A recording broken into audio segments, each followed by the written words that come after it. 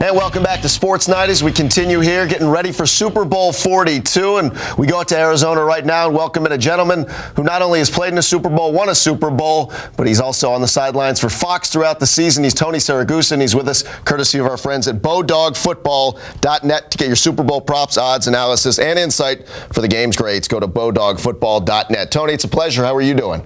Good, Matt. How are you, man? Doing really well, and let's talk about the same things that everybody seems to be bringing up at this point. We start with the ankle of Tom Brady. Is it an issue at all? Should people be concerned? You know what? I saw Tom out last night, and I asked him about it. He said it's fine. He says there's not a problem. He said it's a little bit sore, but I don't think come game time it's going to be an issue at all. They have, I'm sure some good ice on his ankle that he won't be feeling any pain. Now, speaking of feeling any pain, that's going to be the Giants' defensive front trying to get some pressure and cause some pain to Tom Brady. How much of a factor will it be for Tom Brady not to maybe have as much mobility? Not that he is the most mobile guy, but to try to sidestep some of that on-rush, pass rush that the Giants can bring. Well, I think that's the whole key to the game. They got O.C. Manure and Michael Strahan on the outside. And, talking with Mike, I said, Mike, it's great you guys have outside pressure, but Tom Brady, the best thing he does, he steps up into the pocket.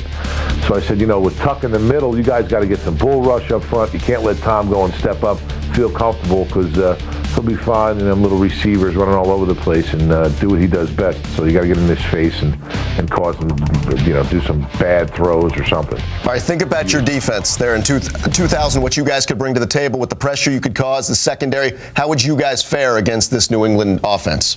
They'd have no shot. That's simple. It's all over at that point. Would the matchups be interesting, though, to you? I think it would be. They really put a big emphasis on a pass game. We really just shut the run down early, and then we let our pass rushers go into it. And Michael McCreary on the outside, and our corners really playing a lot of man-to-man, so we could bring the pressure. That's the tough things. If people don't have a great secondary, it's hard to bring those linebackers up and put those corners or the free safeties or strong safeties on an island. We were able to do that, and we knew that we only had so much time to get to the quarterback, and we had a good combination of things with pressure and just stopping things right in their tracks. So it was a great defense, probably the greatest ever. All right, everybody seems to have an opinion on Eli Manning and the job he's done through the postseason, not turning the football over. We've seen the maturity in him. Give me your thoughts to where he was at the end of the season, that game against the Patriots, up until now leading into the Super Bowl. Well, I think, midway through this season, all the bozos in New York City and all these other media guys were saying, Eli, he's done, he can't do it. I came out on national television and pretty much said they'll win a championship with Eli Manning.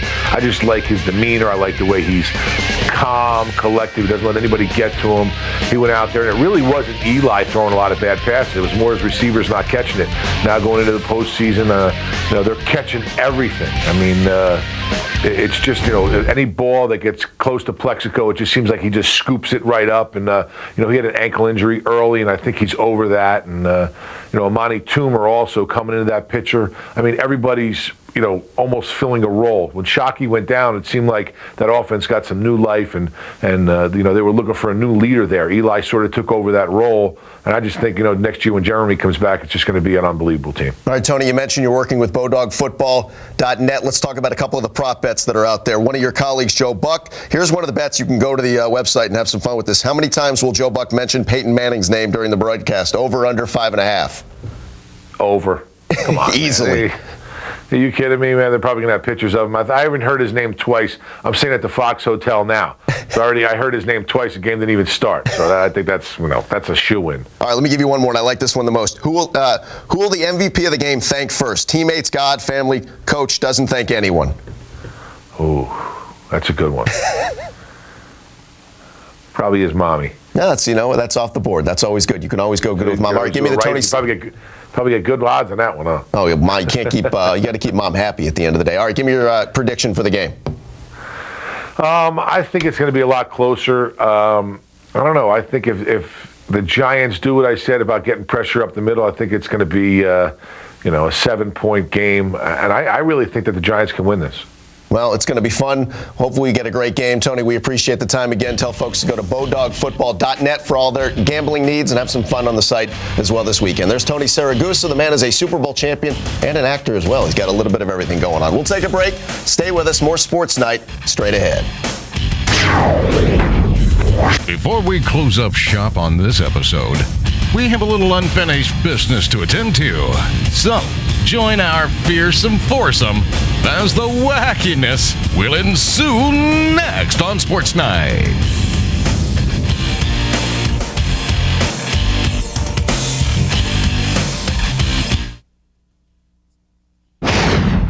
All right, welcome back to Sports Night as we get ready for Super Bowl 42. We've been trying to give you some taste of what it's been like to play in Super Bowls and give you some previews of this matchup coming up this weekend with New England and the New York Giants. We welcome in a Hall of Famer. He is a Super Bowl MVP from Super Bowl 18. He's Marcus Allen, and he joins us here on Sports Night. I'll get you to play along with some prop bets here in just a couple of minutes, but let's talk about the matchup with the Giants and the New England Patriots for a couple of moments. The running game seems to be overlooked in a lot of cases when you're dealing with Brady, one of the all-time greats, and the progression of Eli Manning. But give me your idea. Do you like Maroney and Falk catching the ball out of the backfield? Do you like the combo of Jacobs and Ahmad Bradshaw for the Giants? It's hard to go against Maroney and Falk because they've been there before, and especially Falk, who has been, I think, just a tremendous asset to the Patriots, converting on third down time and time again, making the catch, knowing where the marker is, moving the chains. That's the leadership, and he's one guy that, when you have Tom Brady, who's the ultimate leader, when you have another guy like Falk, who's been there time and time again, I think the edge goes to them. How amazed are you? And I know we're all sort of stunned to see a team sitting here at 18-0 with a chance to be perfect. Would this put them in that greatest of all time category, or do you still think a couple of other teams, even with a loss or two on their resume, might be better than this club?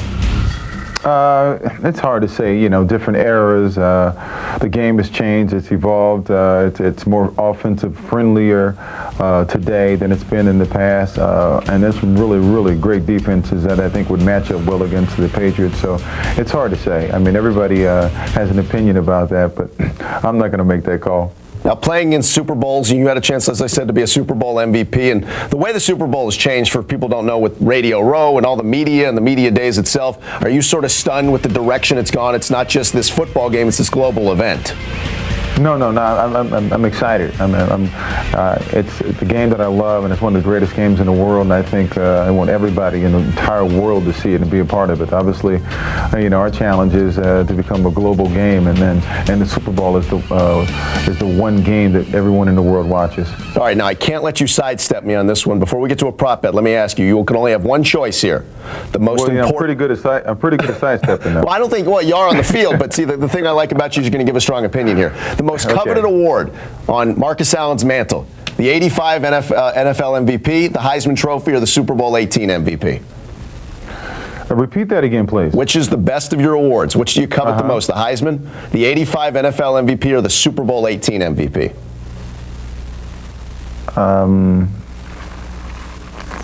NFL MVP. Why? Because that's the best of the best, and you're designated for that year or chosen for the year to be the best player in the world, because it doesn't get any better than the NFL. And when you're the best player in the National Football League, that's what it basically says. You're the best player in the world. All right, as I mentioned, doing work with BowDogFootball.net. As we said, people can go there for all their props and odds and Super Bowl ins and outs. Let me give you one of the prop bets. You tell me if you think it's a good play. With the team that scores first is going to win the football game. Do I think that's a good play? Do you buy into the team that scores first is going to win the football game? Is that a good prop to play? No. Patriots, even if they were to get behind, could still go on a run and put up some big points like they did in that first matchup here about 4 weeks ago with the Giants. Yes, they could. All right, before we let you go, give us your prediction. How do you see it playing out on Sunday? Man, this is always the toughest one. The Patriots are the best team in football. The Giants are the hottest team. I just wonder if that week has cooled them off.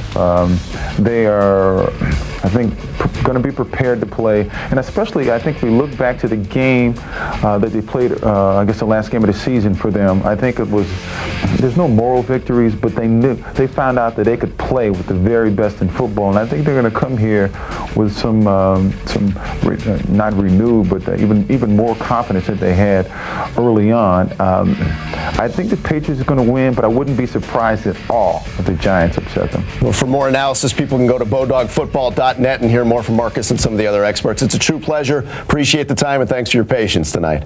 You got it. Take care. Appreciate it. There's Marcus Allen, NFL Hall of Famer, with us here on Sports Night. We'll take a break. More show still to go. Will Nullins fit Coach O better than Oxford? We'll find out when we head down to the Bayou and get a closer look at Coach Orgeron's new gig. And later, with a big game less than 48 hours away, we'll cover every angle of Sunday's showdown with our NFL prognosticator, Brendan Lang. Sports Night is a safe bet. Sports Night is brought to you by VIP Limousines. Let VIP Limousines be your designated driver.